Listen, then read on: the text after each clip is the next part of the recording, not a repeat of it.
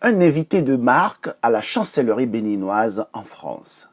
Sur invitation de l'ambassadeur Auguste Alavor, l'inventeur de Rosa, le robot chirurgien, s'est rendu avec une réelle fierté à la mission diplomatique du Bénin à Paris. C'est ma première visite de l'ambassade du Bénin ici à Paris. C'est un réel honneur pour moi d'être ici présent. J'ai été vraiment extrêmement honoré qu'on m'invite pour participer à cette première réunion. Et donc je suis très heureux de pouvoir y contribuer. Au menu de cette audience, placée sous le signe de la diplomatie économique, une rencontre de l'ambassadeur du Bénin avec des entrepreneurs en vue de créer une synergie dans les actions et de renforcer l'impact des acteurs économiques de la diaspora sur le développement national. Le gouvernement du Bénin souhaite mobiliser et optimiser tous les leviers et atouts humains, naturels, matériels, immatériels, etc., dont dispose le pays, y compris notamment sa diaspora, qui se distingue par son excellence dans mes domaines. Je n'en veux pour preuve que la présence de bon nombre d'entre vous, dont la réputation n'est plus à démontrer.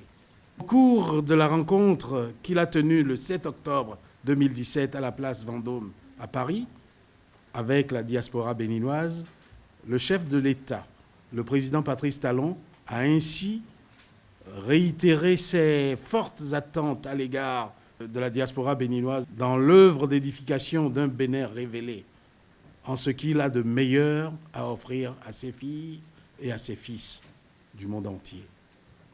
C'est dans ce contexte que s'inscrit la présente rencontre à laquelle j'ai souhaité vous convier. Vous qui incarnez l'excellence et le savoir-faire béninois en matière entrepreneuriale dans vos domaines d'activité respectifs en France. L'occasion était propice pour passer en revue les réformes favorables au climat des affaires au Bénin avant une projection sur les actions à mener. Les efforts du gouvernement, n'est-ce pas, visant donc la création d'un environnement favorable à l'investissement, qui ont été menés depuis 2016, visent essentiellement, n'est-ce pas, le renforcement du cadre juridique et judiciaire pour sécuriser les investissements. Parce que nous sommes tous d'accord ici que c'est une condition sine qua non. Vous êtes tous des entrepreneurs, des businessmen. Quand l'on n'est pas sûr de ce que l'on récupérera sa mise de départ, tout au moins, on est un peu frileux à s'engager. Le cadre de concertation, c'est vraiment la première initiative phare que nous souhaitons mettre en place à l'issue de cette rencontre. Deuxième initiative phare, la création d'un réseau des entrepreneurs béninois de la diaspora.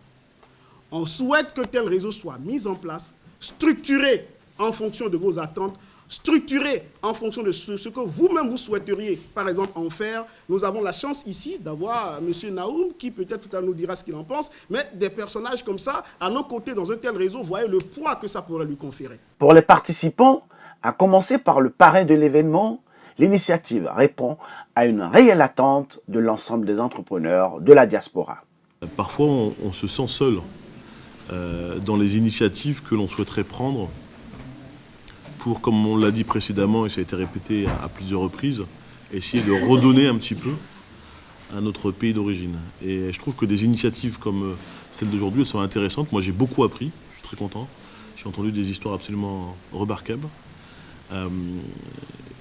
Des initiatives comme celle d'aujourd'hui, elles permettent effectivement d'avoir une meilleure visibilité sur ce qu'on peut faire et comment on peut s'organiser pour être le plus efficace possible. Donc moi je pense que toute initiative en ce sens est par définition bonne à prendre. Et encore une fois, dans la limite de mes possibilités et disponibilités, j'essaierai en tous les cas d'y contribuer. Le fait de se retrouver nous a permis un petit peu déjà d'en parler et puis d'essayer de trouver des solutions. Et j'espère vraiment que cette initiative sera renouvelée dans le futur parce que je pense qu'il y a de quoi faire. Quand on est de la diaspora, on a des codes, en plus des codes du Bénin, on a également des codes de la diaspora. Donc c'est bien d'avoir des gens qui ont ces mêmes codes-là pour réfléchir ensemble et mettre en œuvre en fait, des projets communs ou individuels dans la mesure où on peut partager nos expériences. Au 87 avenue Victor Hugo, où l'ambassadeur Auguste Alavor et son équipe travaillent à une mobilisation des entrepreneurs de la diaspora en faveur du parc de la Pendjari, 2019 est donc une année bien riche. Après le premier trimestre consacré à la diplomatie culturelle, c'est celui de la diplomatie économique qui se déroule, notamment avec la récente présentation des lettres de créance au prince de Monaco, une première, et bientôt en Irlande. À la fin de l'été, le dernier trimestre de l'année est prévu pour être dédié à la coopération décentralisée.